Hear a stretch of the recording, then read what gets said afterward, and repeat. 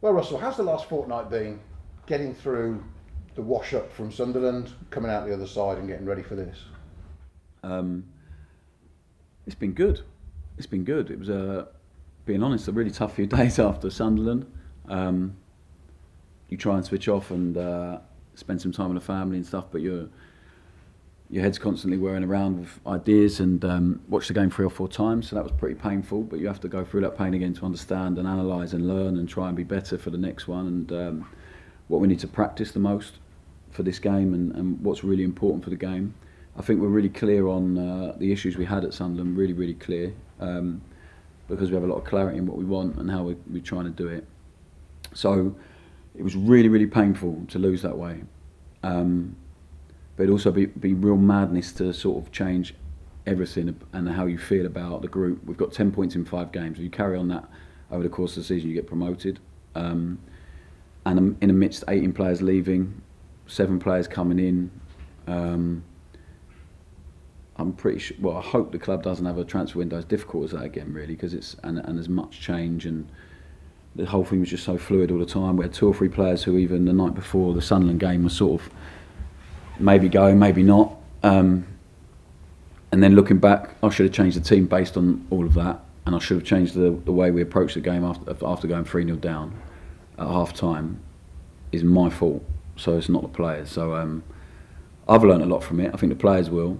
I think we'll be stronger for it. I think you don't achieve anything in life or in football without any pain at all, especially if you have a clear goal at the end of it. And I think it will enable us to grow together. I really do. Like pain, you can choose to feel sorry for yourself, and or you can grow from it, really, and we will grow from it. So it's been a really interesting 2 weeks, but one we'll be really grateful for at the end of it. I think no one wants to lose 5-0, and I'm really, again, like, I really apologise to the people who made the long journey up there. It wasn't it wasn't us, and it's not going to be us, but we also understand why, and I don't think that will happen again. So we had to really reinforce some stuff. We've obviously only had a lot of the players for 2 days, so that's been interesting, but the guys who were here approached it brilliantly. We went and had a practice match down the road, which was fantastic for a bit of learning for us, and just to get the players back on the pitch and to feel some things again, the players that were here. And then in the 2 days they've been back, we've hit them with a lot of information, and unfortunately we all had to relive the Sunderland stuff together again. But I think everyone went away feeling a bit of pain and with their ego hurt a little bit, and a bit of our pride dented, and to come back and then go through it together is really important, and for people to feel it over that period as well, which they would have. The international players would have gone away feeling that, and it's been a good break for them, and the guys who are here have had a couple of days off to refresh as well, but also worked very hard whilst they're here. So it's a balance, and I think we've used the 2 weeks as well as we can, and we have a brilliant opportunity to really put that to bed and put it behind us and move forward and continue to do what they've been doing. Because I said to you, we're going to have to win whilst building. We're doing that, and the first time we didn't, and we lost in a bad way. But it's so easy to overreact and to then start chopping and changing everything. So it's given us real clarity in what we need and what we want, and hopefully the team will show that tomorrow. As a layman who doesn't understand everything about football, I want to say it's 2 teams trying to play the same sort of football coming up against each other. Yeah. Is that how you see it, having looked at the detail? Yeah, I think so. Yeah, I don't know Enzo, but I think if we sat down and had a chat on the game, we'd probably believe in quite a lot of the similar things. I've been really impressed with them. I really enjoy watching them. They were early on in the process as well, so they had a bit of pain before the international break. They lost at home, so they would have felt that for sure. So both teams are going into it a little bit wounded, but also he's had a lot of change as well, and they've started really well, 2 points ahead of us at the moment. So we have a chance to go above them. We have a chance to really get back on track with what's important in terms of the performance. I'm not just talking about results, about what's important to us and how we're going to judge our performance. And I think it makes for a really interesting game. So yeah, I think it's going to. I hope and I think it'll be a brilliant advert for Championship football. And both teams have a chance in front of the camera to really show what they're about, especially after a defeat. So it's quite an exciting game. And of course, we're all expecting goals because that's what seemed to happen so far this season. But actually, you've won games narrowly, and they've won games narrowly. Mm-hmm. And actually, maybe whoever keeps the ball more might win the game. I don't know how you see it. Are you both going to be battling in the middle of the park for control all game? I think so. I don't think they're going to come and change their approach, and we're certainly not. We have to be better in a lot of things that we did to the previous game. And we spoke about that, and we've worked on that. And I'm excited to see that go onto the pitch. But I don't think they're going to change their approach. So I think it will be an interesting game. And I think the team that is the bravest with the ball, I think the team that is shows the most intensity for each other, and out of possession, the most aggression, the most intensity to really run for each other will come out on top. But I think it'll be a really high quality game. It's a different challenge for us to what we faced previously so far. And it's one I fully expect our players to rise to. I'm really, really looking forward to it. We needed a game after this 2 weeks, and it happens to be Leicester. We have 3 games this week. It could be a really big week for us, and this is the start of that. Just a couple of players if I can ask you about. Camaldine, seen some lovely videos of him on the club website, looking sharp. How's he come out of the transfer window feeling, and how close is he to being in your plans? So yeah, I think Camaldine was one of the players who probably thought he was going to end up in the Premier League or in a top league somewhere because the amount of interest that was in him. But then no club ever came up with the money they needed to release Camaldine from here. So with that and an injury to contend with to get fit, with that it brings a difficulty for a young man. I think he's dealt with it really, really well. So I think any frustration he has about it still, which he probably does, I think there's still a few who probably feel a bit frustrated about the transfer window and the information they were given by certain people outside of the club, and then what actually goes on, and they end up staying. But if he is frustrated, he's been amazing. The energy's been great. He's a seriously exciting player. Like he's got incredible talent, and now it's about getting him fit to a place where he can really impact games for us and to keep him fit. Because I love watching him in training. Like I really, really love watching him. He's got so much talent, like incredible amount of talent, and some of the stuff he does just makes me laugh. The other players, they sometimes roll their eyes in disbelief at some of the stuff he does. But we have to make sure he can come onto the pitch and be in a place where we can really trust him, and he can trust himself to put in a performance that he needs to. And we're getting close to that, I think. So he'll be in the squad tomorrow, which is really positive for us. And I look forward to seeing him on the pitch when he gets on there. Just final question from me, if I can. Jan Bednarek came off early for Poland. You've already got Jack Stevens out. How are you looking there? And has anything else popped up you didn't want? No, so Yanni B is going to be touch and go, really. It's nothing too serious, but we hope he can be involved tomorrow.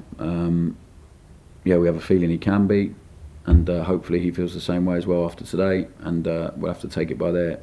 But we have options if he doesn't. Mason's here and Taylor's now in the building. Taylor got through 90 minutes for England. Ideally he'd probably played a few less minutes, but he's the captain. They want him on the pitch for 90 minutes, so that is what it is. And so we have options there anyway. And whether Yanni makes it or not, we'll be well prepared. Thank you. Yeah. Hi Russ, how are you? Most all good. You said you had a difficult transfer window. The club had a difficult transfer window. Do you want to expand on that? Did I use the word difficult for the transfer window? Did I say that? Yeah. I'm not convinced I did. I think we had a difficult. We had an amount of change. Like I don't think it needs to be expanded on. We had 18 players leaving, 7 come in. I think it's going to be difficult at any time. And the club got relegated from the Premier League, and we lost a player or two that started the first game of the season for us. We thought there was 4 or 5 players still left here that maybe were going or maybe were staying. So I think it's just really obvious that that's going to be quite difficult to navigate and to work around. And we tried to do it in the best way possible by giving every player that was here every bit of detail we've got, by having the idea that they're going to be here until they're gone. So we've ended up with some players staying that we thought we may be going to lose, which is amazing, and we ended up losing some players which we sort of clung on to a small hope they might stay. So it is what it is. I understood the situation when we came in, but also the squad needed change. Culturally it needed change. Performance-wise, it needed change. We had some players in who weren't ideally suited to how we want to do things, and how we want to play, so they've gone. And I really believe that after a difficult 6-7 weeks or whatever it was, we're in a really good place with the squad. I'm really pleased with it, and I'm really pleased with it in terms of character, attitude, personality we brought in. The players that have been here, they've come together really nicely, and they're really sort of starting to look after each other a little bit. And Sunderland, the second half, there was a few cracks that showed that I think have been evident over the last however long here, and that won't happen again. I think we've made sure they understand what's really important for us as a team and a group, and I think they agree on that, what they do. So been interesting. Learned a lot from it, and ultimately it's been I think we've navigated the change fairly well. We sit here with 10 points so far, with me not being very pleased, or us as a coach not being very pleased with a lot, but also really proud and really pleased with a lot of stuff we've seen, because it is a big change in terms of style, in terms of the culture we're asking to create. So like, when you take all that into account, I think it's really obvious. We were no under illusions it was going to be difficult, so I'm really pleased we have as many points as we've got so far, with knowing that we are only going to get better, and we're only going to grow, and we're only going to improve. And of course, I can sit here and say that all until the cows come home, but I think we will show that on the pitch as well. We have so many things we need to get into the players, but it's like prioritising and making sure it's not too much at once. And at the minute, we need to find a balance within our play, and hopefully we will start doing that. As a player, you were a leader, you were a centre half. I mean, do you see a lot of you as a player in Taylor Harwood-Bellis, who last season led? He's miles better than me, mate. Miles better. Personality-wise, yes, I think he's a maximiser of what he's got. I think he's a warrior. He's much braver than I was, with and without the ball. He really backs himself. He's got brilliant pedigree to be so young and play so many games. I'm really excited to work with him. I think we can help him, and I think he can help us a lot. So I think it's a brilliant bit of business that we did. I think we've done really good business over the transfer window, what we've added to the group. So I'm excited to work with him. And he hasn't played yet. And with the amount, albeit he played in a brilliant Burnley team last year with a similar philosophy and concept to the game, but it's all different. Leicester are similar to us, but it's still different. It's very different. So he's only had a few days with us, really. He had a day before the Sunderland game, and he's been here 2 days because he's been away of England. So it's not ideal. But I think if he needs to play, he'll be ready, and he'll be brave, and he'll be no problem. So we'll have to wait and see. Will he improve the defending aspect? Yeah, I don't think we would have signed him if he didn't. So, having played against him last year, watched all of his stuff, he has an incredible mentality just to not let someone get the better of him, and to defend his goal, and to throw his body on the line, and to be aggressive and make contact with people really early. Sunderland, 2 of the goals are outside the box. One's from a counter-attack on a corner, which we don't get out to the ball quick enough on any one of them. And in our half, he'll add some voice as well, and make sure people in front of him are really getting out to the ball, because otherwise he has to defend more. And I think he's really demanding of other people around him. You can see that already, which for someone so young is incredible. Which is why he's a captain of England under-21s, and he'll be a real leader for us, I'm sure. And it's up to us to make sure we keep bringing that out of him, and he becomes even better in that department. Another addition I've spoken to is Ryan Fraser. Great to see him playing again, because he is an immensely talented player. And with all the other players you've got, I mean, just adds another tremendous attacking string to your bow, especially as I said to him, when he looks up and he wants to put a ball in the box. He's got someone like Shadams and Adam Armstrong and Samuel Edozie, players like that who knows they're going to get on the end of it and do something with it. Yeah. So Ryan is he's really technically gifted. I think if you don't watch one of the teams he plays for all the time, you probably maybe don't see that, or you just don't know his real strength. So I haven't played with him. I know how gifted he is technically, and how proficient he is, and how capable he is.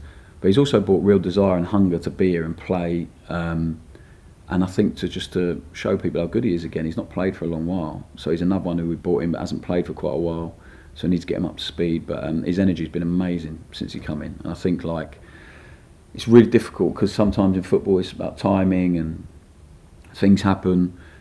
But he's a really good lad, and I said that when I brought him in. If I had any worries about his character, he just wouldn't be here. And he's been great. He's been really good for the group. Energy, positivity, but demanding in training.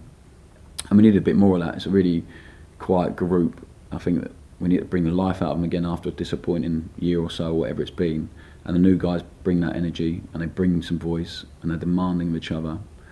So the new guys will only get better. The other guys will start really showing the best version of themselves again. I think some of them have done it in moments on the pitch, but we haven't been able to sustain that in a performance for 90 minutes yet. So that's the test for us, and that's the plan, is to do that. And I'm sure at some point we will. Last one, ahead of this game, you can't do anything about the fact that the season between now and Christmas is so stop-start with international breaks almost every single month.